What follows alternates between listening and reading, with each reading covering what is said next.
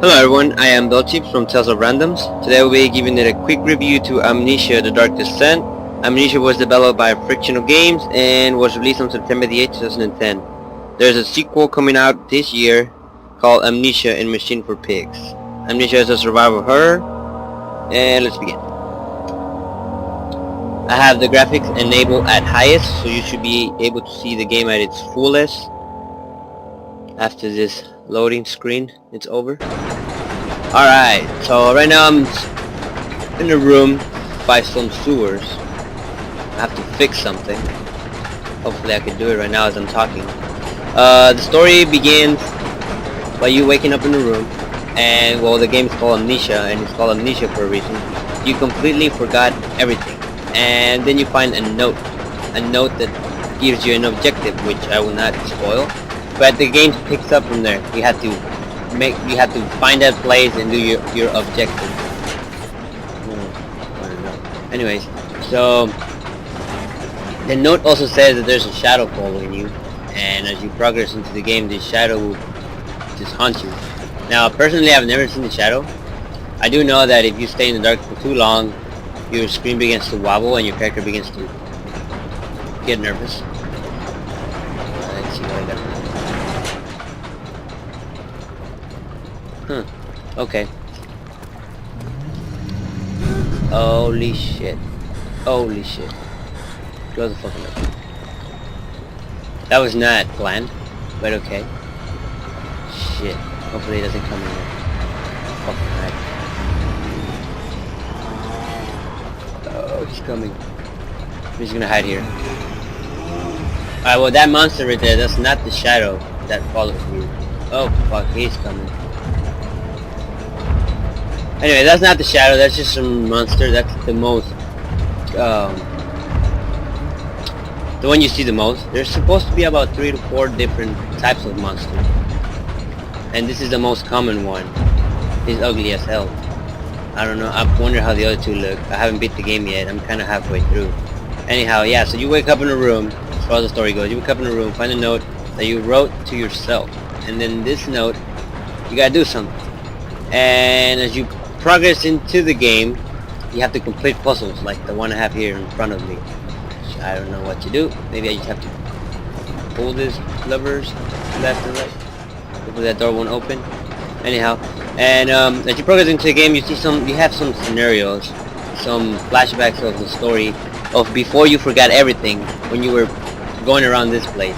You also find notes of your own diary that explains a little bit more about the story. And you find notes of other people who help you do this puzzle. So maybe if I look into my notes, maybe I have some clues on how to solve that puzzle. But I will not read that right now, hopefully. Alright. Well, as far as the story goes, that's just what it is. You have to find a way through, and the story begins to explain itself as you progress into the game, which I haven't completed yet. The gameplay is pretty fun. As you see, you can open doors slowly, or you can open them fast. It all depends. If you're coming from the other side, hopefully it doesn't come out. If you come from the other side, then you have to push the door. If you're coming from this side, well, oh shit. But if you come from this side, you push the door, and you use your mouse to drag and pull the door. You can pick up anything, pretty much. There's nothing to pick up in here though. And you can throw it at it. So basically, if that monster comes at me, I could grab a box or whatever I can find and just throw it at his face. That will not kill him. That will just stun him. So he'll still chase me and pretty much kill me. So yeah, you cannot kill the monsters in this game. The only thing you can do is run from them and find a hiding spot. And if you fail at fuck was that? If you fail at finding a hiding spot, who just killed you? So that sucks. So you have to have a plan. You see how dark it looks? That's pretty much how dark the game is. Now this is, to be honest with you, this is one of the most brightest places I've ever been in the entire game. Sometimes they are that dark, and that's how far you can see, and then you need this to see. Let me show you the inventory. In the inventory, you have your lantern, which technically if you don't have it, you're screwed. So you have to have it regardless. You'll find it about in the first mission, or in the first place, not mission. This is to heal. If you ever get hit by the monster, if you ever fall, if you ever get hurt, burned, or whatever, you can heal yourself with that. You can also heal over time. I would recommend to use this only if you're being chased by the monster and he happens to hit you, as he can kill you in 2 hits. So yeah, if he hits you once, you may want to drink one of those so you can maybe make it out alive. This is a hammer and chipper, which I found sometime a while back, and it can be used to open doors, break locks, and stuff like that. This is the oil, you put it on the lamp. Right now I'm full of oil, but you just drag it and drop it, whatever. And then this jar you can use to collect water, oil, depending on what you need. This is all I needed for quests so you can progress into the game. Sometimes some doors are locked with a lock, so you may need the hammer and chipper. And some stuff that I already used, they're not here. So I've used copper pipes, I've used other random stuff that you use them once and you don't need them again, so they disappear. I've never had this inventory full. The most full I've got was to about right here. This pipe, I barely found it. So I'm not sure what this is for, but I barely found it. Maybe I had to use that in the other room. This is your health. So right now I have a few cuts and bruises, so I'm a little bit hurt, but I'm fine. I can live with it. This is my sanity. As you can see, I have a slight headache. Every time you experience a monster, you see a monster, you hear weird noises, your character gets nervous. Every time you spend too much time in the dark, your character gets nervous. So that's why the light in this game is very important. You don't want to stay in the dark for too long and whatever.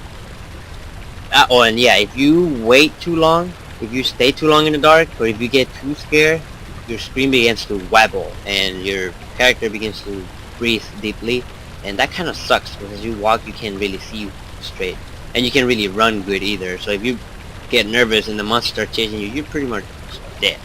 This is your oil level, and this is your tinder boxes. Throughout the game, sometimes you run out of oil, lamp oil, or you just want to save some oil and you're going to spend some time in the room, so you can light up candles to light up the room so you don't get nervous or anything like that. And in this journal right here, this is where you find all your notes, diaries, and mementos. Notes is everything you find that helps you fix stuff or go through obstacles, like for example the elevator's machine instructions. That was really important since it tells you how to fix the elevator, and you need to fix the elevator anyhow. So and there's some more notes from the previous game. I'm reading the second page, so let me go back.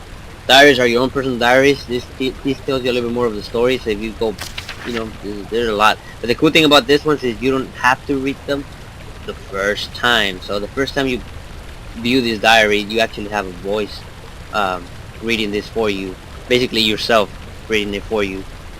But if you want to reread it, then you have to read it yourself. It doesn't have any play option. So yeah, so these are very essential if you want to understand more of the story of what's going on and so forth.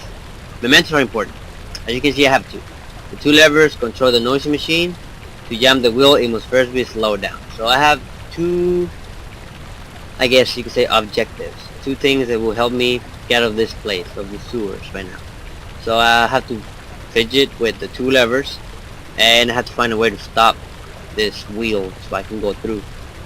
And this is where you read in case you ever don't know what to do. It might tell you gotta find a key, so you go around and stuff like that. The game, I see it as sections. You begin off in one place, you gotta find a way to get out of that place, and I got lost. And to get out of that place, where was the pipe place? To get out of that place, you have to go through a door, but maybe the door is locked. Oh, there's a wheel. So maybe the door is locked, so you have to find a key. Sometimes you have to go through a boulder and you have to destroy it, so you have to make an explosive. And you have to find the ingredients to find the explosives, which are scattered throughout different rooms.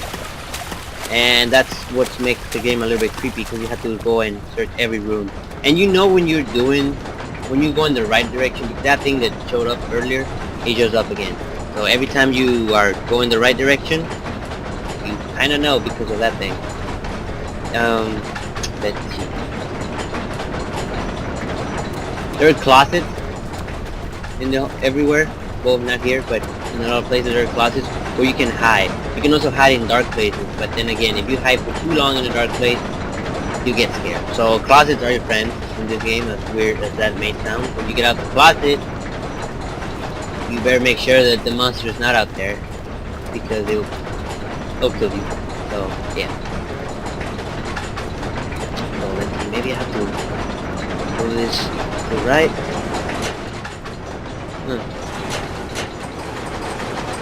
Now this game is pretty creepy, but really, to make it very creepy, you have to give some serious focus into the game. If you're playing this game and you're talking to your friends, or you have some noise going around you, or you're just not paying attention, you're not going to enjoy it. There's no shooting, there's no, you know, going around doing stuff. It's pretty much a mystery. That's how I like to see it. A mystery and horror game. Because you have to pay attention to it. Like right now I'm not paying attention, so I'm just walking around like an idiot. But you have to pay attention to the game. You have to, and I recommend you play in a dark place. If you can play at night, better. If you have a headset or just some headphones, better. Because if you don't, it kind of ruins the experience. Even at the beginning of the game, when you first begin the game advised for you to play in a dark place by yourself with some headphones. Because it really makes the creepy mood if you do that. I wonder what. See, I just got hurt, so I shouldn't have done that. So yeah, you can use those things. It's bleeding quite badly, so I'm gonna use it once so you guys can see. And I heal. So I got a few cuts. I'm not gonna use another one for that. I still got a headache, so whatever. Yeah. So let's see. Maybe I have to go back. Let's go this way.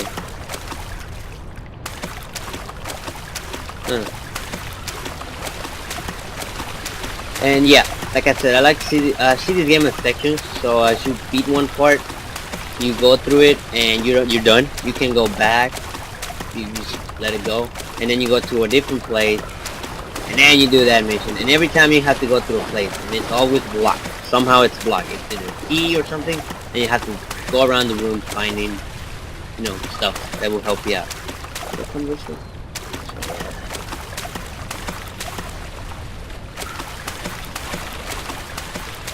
So if you like horror games, I really recommend this game.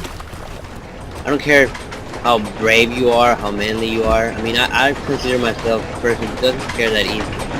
But I'm not gonna lie, this game scares the shit out of me. It gives me chills sometimes.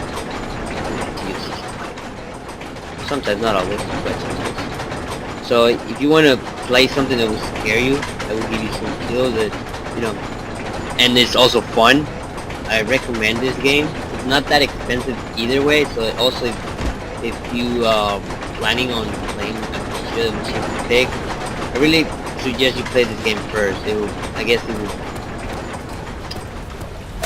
teach you a little bit about the game. I'm pretty sure it will continue the story as well, but I can't really say much about it, so I haven't beat the game yet. Let's see. Yeah, so that's about it as a review. I can't really say much about it, other than you have to go look around and look for keys to find a way out of this place. You got your menu, a very simple menu of what you can do. You can pick up anything, throw it at the monster. You can throw things in front of you and then jump over them so the monster gets stuck. Whatever you do, you gotta get that monster away from you when it's following you all over the place. Right now I'm just stuck in place. I'm kinda halfway through the game. I think I said that before. So yeah.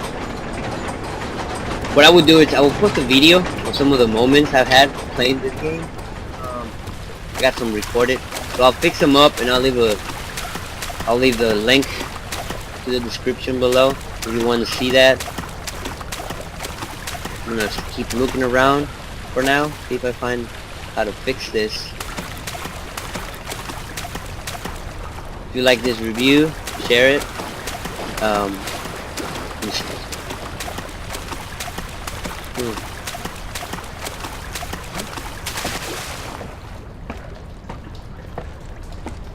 Watch him popped out of the freaking thing. I really don't think I have to go this way. But let's check. Let me check. So yeah, I have a video of some gameplay of me playing. Oh, great. great. I can go back. I have a video of some gameplay of some scenes where I get a monster chasing me and things like that. If you want to see it, I'll upload it sometime later this week.